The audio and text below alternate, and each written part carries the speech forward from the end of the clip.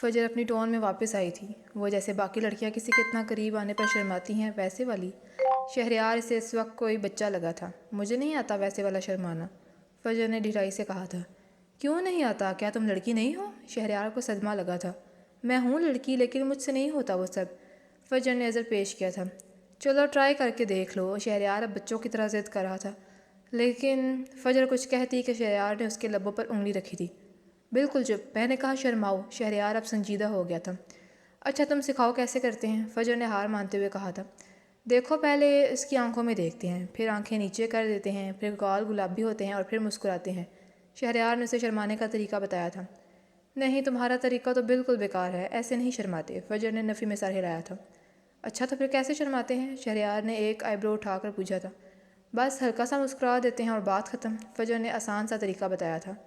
نہیں میرا والا طریقہ زیادہ بیسٹ ہے، شہریار نے اپنے طریقوں کو ڈیفینڈ کیا تھا۔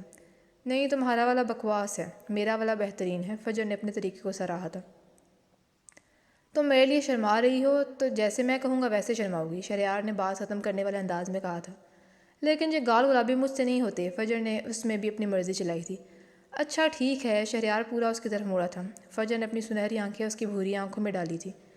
پھر کچھ پل بعد اس نے اپنی آنکھیں نیچے کر لی تھی اور ہلکا سا مسکرائی تھی۔ شہریار تو اس کی سادگی میں بت بنا رہ گیا تھا۔ ٹھیک کیا میں نے؟ فجر اب بچوں کی طرح پوچھ رہی تھی۔ ہاں ٹھیک کیا وائفی، اب جب بھی میں تمہارے قریب آؤں تو میں ایسے شرماؤ گی، اچھا؟ شہریار نے اپنے دل کو سنبھالا تھا جو باہر آنے کے لیے بےتاب تھا۔ نہیں یہ چیٹنگ ہے، ہماری بات صرف یہاں کرنے کی ہوئی تھی، فجر نے احتجاج کیا تھا۔ یہ چیٹنگ نہیں ہے وائفی، یہ میرا حق ہے، شہریار اس کا گال تھپ پاتے ہوئے بولا تھا۔ دیکھنا میں ان ساری چیٹنگز کا بدلہ اس ایک ساتھ لے لوں گی، فجر نے منہ موڑتے ہوئے کہا تھا، اور شہریار کا کہکا گونجا تھا اس کی اس بات پر۔ اس نے مسکراتے ہوئے گاڑی سٹارٹ کی تھی۔ یونیورسٹی میں معمول کی گہما گہمی تھی۔ اخلاص آج کل خاموش ہی رہتی تھی کیونکہ اس کا واحد دوست اس سے بات نہیں کرنا چاہتا تھا۔ ہاں بالکل وہی دوست جو اس کی دعاؤں میں تو مانگ سکتا تھا لیکن اس کے ساتھ اب بات نہیں کرتا تھا۔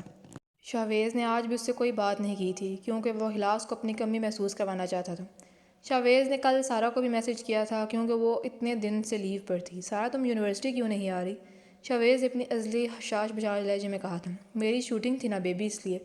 سارا سائیڈ ایکٹریس تھی، اس کو یہ رول بھی پیسوں کی بدولت ہی ملتا تھا، نہیں تو سارا کی ایکٹنگ سکلز بالکل ہی بیکار تھیں۔ سارا مجھے تمہاری سیٹ پسند ہے، کین وی ایکسچینج؟ شاویز نے بات سارا سے کی تھی لیکن اس کی آنکھیں اخلاص کو ہی دیکھ رہی تھی۔ اخلاص کو تھوڑا دکھ ہوا تھا کیونکہ اسے اپنی چیز کسی اور کے ساتھ اچھی نہیں لگتی تھی، اور یہ تو پھر بھی اس کا واحد دوست تھا، لیکن اس نے کوئی احتجاج نہیں کیا کیونکہ جانے والوں کو روکا نہیں جاتا۔ شور سارا نے وہ خوشی اپنی سیٹ اسے دے دی تھی۔ شاویز کا دل تو کیا نہ جائے لیکن مخالف کو جیلس بھی تو فیل کروانا تھا نا۔ سارا نے اخلاص سے بات کرنے کی زحمت نہیں کی تھی اور اخلاص خود سے اس سے بات کرنا نہیں چاہتی تھی۔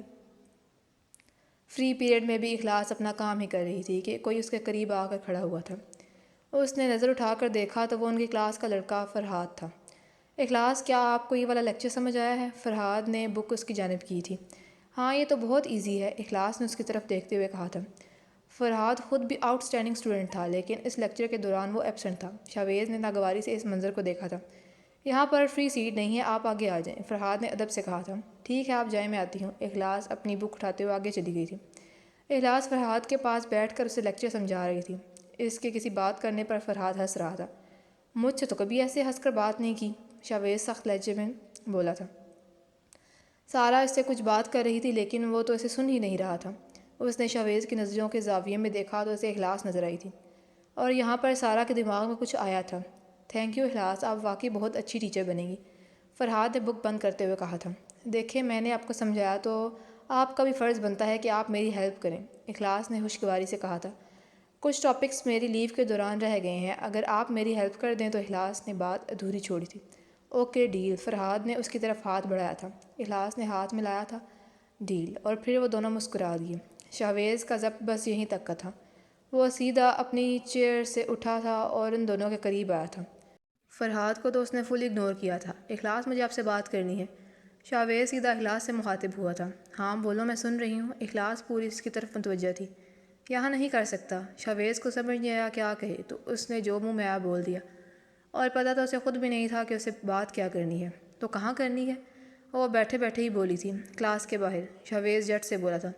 چلو، اخلاص اٹھ گئی تھی، اب وہ دونوں لان میں کھڑے تھے۔ اس وقت وہاں زیادہ اسٹوڈنٹس نہیں تھے، ہاں بتاؤ کیا کہنا ہے تمہیں؟ اخلاص کو اس طرح اس کے ہاتھ پکڑ کر باہر آنا بالکل بھی اچھا نہیں لگا تھا۔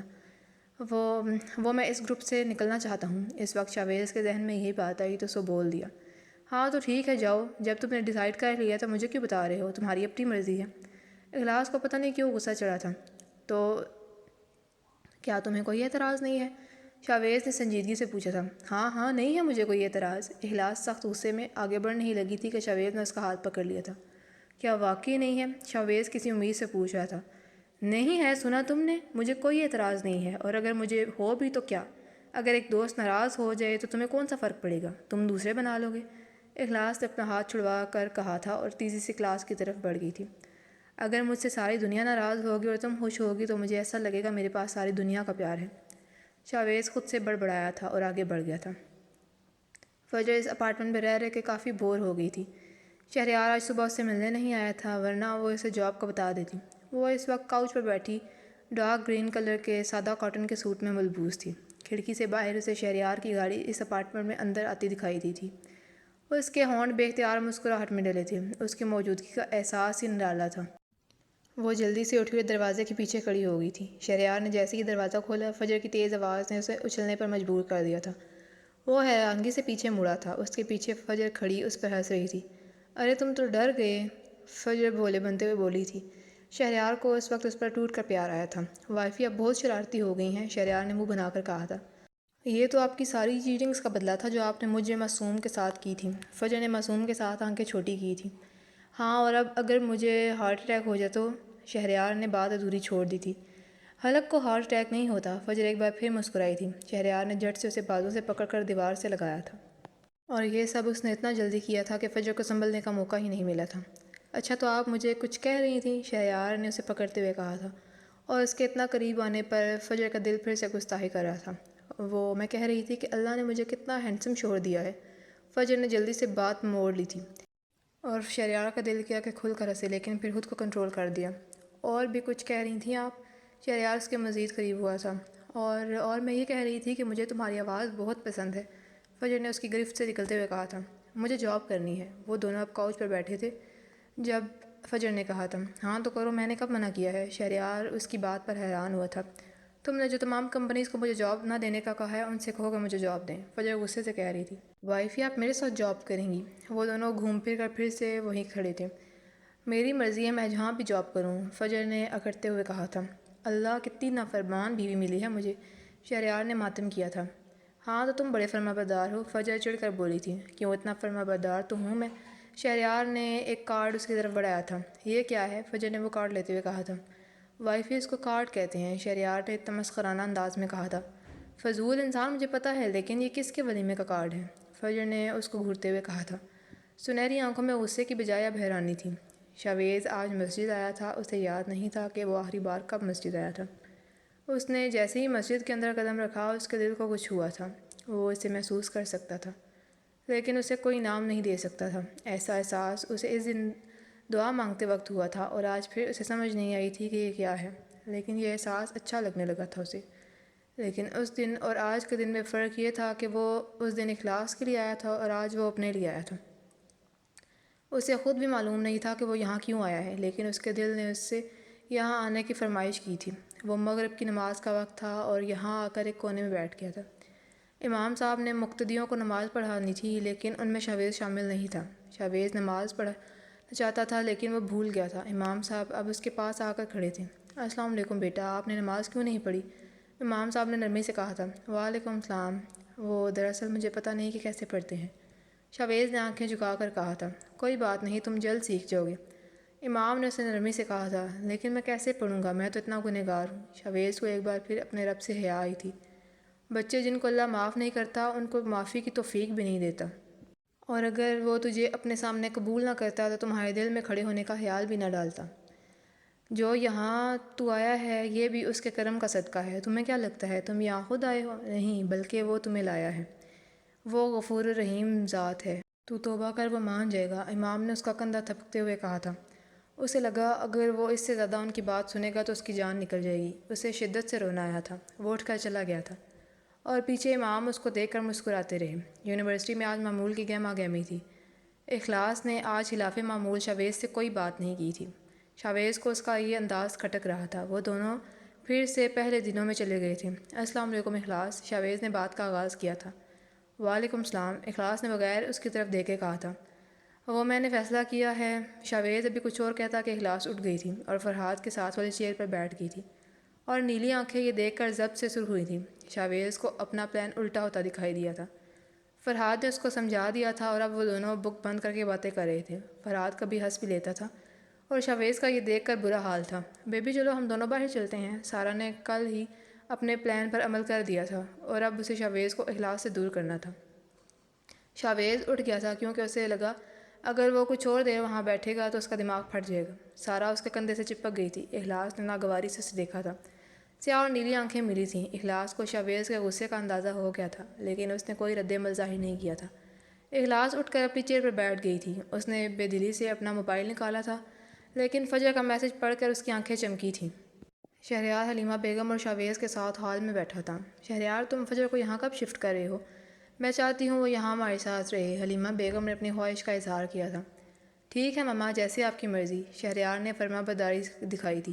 اور تم نے ہمیں ان کے گھر والوں سے کیوں نہیں ملوایا؟ وہ بھی کیا سوچ رہے ہوں گے کہ کیسے لوگوں کو بیٹی دی ہے، حلیمہ بیگم فکر مندی سے بولی تھی۔ ماما ریلیکس کریں، میں آپ کو جلد ہی ملواؤں گا۔ شہریار اٹھ گیا تھا۔ نہیں بیٹا، کیسے ریلیکس کروں؟ حلیمہ کچھ اور کہتی کہ شہریار نے وہ کاٹ دیا تھا۔ بھائی یہ کیا ہے؟ شاویز سے پوچھا تھا اور شہریار کو فجر کا خیال آیا تھا۔ اس نے بھی یہی پوچھا تھا۔ اس کو کارڈ کہتے ہیں بھائی کی جان، شہریار نے مسکراتے ہوئے کہا تھا۔ لیکن بھائی یہ کس کا ہے؟ چلیں چھوڑیں، میں خود دیکھ لوں گا، شاویز نے حلیمہ بیگم سے کارڈ لیتے ہوئے کہا تھا۔ لیکن شہریار ایک دن میں کیسے ہوگا یہ سب؟ حلیمہ بیگم پریشانی سے بولی تھی۔ فکر نہ کریں ماما، I will handle it by myself. Shehryar اپنے روم میں چلا گیا تھا اور شاویز اپنی ہی سوچوں میں گم تھا۔ یونیورسٹی میں آج میں معمول کے مطابق ہی سب کچھ اسٹوڈنٹس ادھر ادھر جا رہے تھے۔ کچھ لان میں بیٹھے تھے، کچھ کنٹین میں بیٹھے تھے، کچھ کلاسز اٹینڈ کر رہے تھے۔ اور اگر ہم سی ایس ڈپارٹمنٹ کے فرسٹ ایئر کو دیکھیں تو وہ اس وقت شاویز کلاس میں نہیں تھا اور اخلاص بھی کلاس سے نکلی تھی۔ اخلاص نے آفس کا دروازہ ناک کیا تھا۔ کم ان، اندر سے رعبدار آواز آئی تھی۔ اخلاص اندر چلی گئی تھی لیکن وہاں شاویز کو دیکھ کر حیران رہ گئی تھی۔ وہ سمجھی شاویز گروپ چینج کرنے کی بات کرنے آیا ہے۔ اس نے ایک ناگوار نظر اسے دیکھا اور جا کر اس کے مقابل کھڑی ہو گئی تھی۔ Yes, what bring you both here? Professor نے پوچھا تھا۔ آئی وانٹ لیو سر، ان دونوں نے ایک ساتھ جواب دیا تھا۔ دونوں نے حیرانی سے ایک دوسرے کو دیکھا تھا اور حیران تو پروفیسر بھی ہوئے تھے۔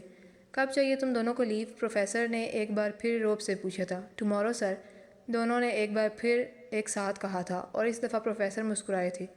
For what? ایک اور سوال کیا گیا تھا۔ فیملی فنکشن سر، دونوں نے ایک ساتھ کہا تھا۔ شاویز بھی اس دفعہ مسکرایا تھا۔ کیا تم دونوں پریکٹس کر کے آئے ہو؟ پروفیسر نے مسکراتے ہوئے پوچھا تھا۔ نو سر، ایک بار پھر ایک ہی آواز آئی تھی۔ اخلاص کا دل کیا یہاں سے اڑ جائے۔ اٹس اوکے میں پروفیسر نے اجازت دے دی تھی۔ تھینک یو سر، وہ دونوں نکل گئے تھے۔ اخلاص نے سکون کا سانس لیا تھا اور آگے بڑھ رہی تھی کہ پیچھے سے اسے آواز آئی تھی۔